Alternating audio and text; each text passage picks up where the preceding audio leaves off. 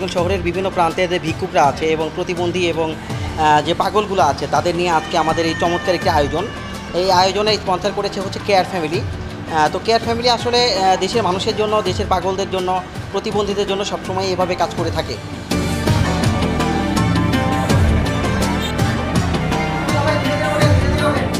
ভালো ভালো খাবার ছিল বাবা, কোনোদিন পাইলে সেরকম টাইমে কত পুরি বাবা খাওয়া পাই না বাবা।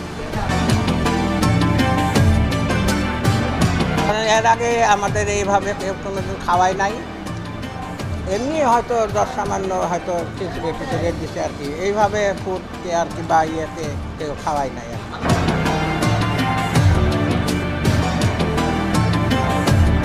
আল্লাহর রহমতে খুশি হচ্ছি, খুব ভালো লাগছে। এই খানা যারা মাথার গাম পায়ে ফেলে যারা আয়োজন করছে তাকে ইনশাল্লাহ দোয়া করি।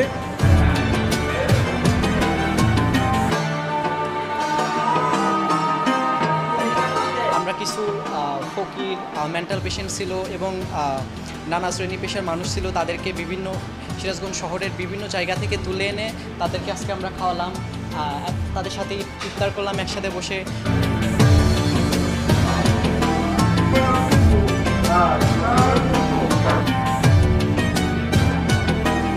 দেশের মানুষকে বলতে চাই যে আপনাদের জেলাগুলোতে বা দেশের বিভিন্ন প্রান্তে এরকম অসংখ্য পাগল রয়েছে যারা না খেয়ে রাস্তায় রাস্তায় ঘুরে, রাস্তায় রাস্তায় ঘুমায়, তাদের পরিবার নাই, পরিবারহীন।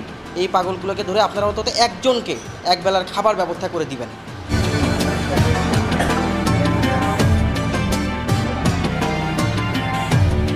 আমরা এই কেয়ার ফ্যামিলির সাথে খুবই খুশি, তারা প্রায়ই এইরকম আয়োজন করে। তো আমরা চাইবো যেন ভবিষ্যতেও তারা এরকম আরও অনেক রকম আয়োজন করতে পারে।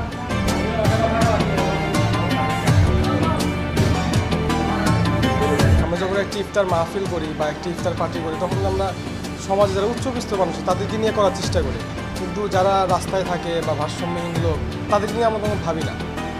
ঠিক আজকে এরকম স্বপ্নের পছন্দ সংগঠন সেরকম একটা ব্যতিক্রম একটা অনুষ্ঠান করলো।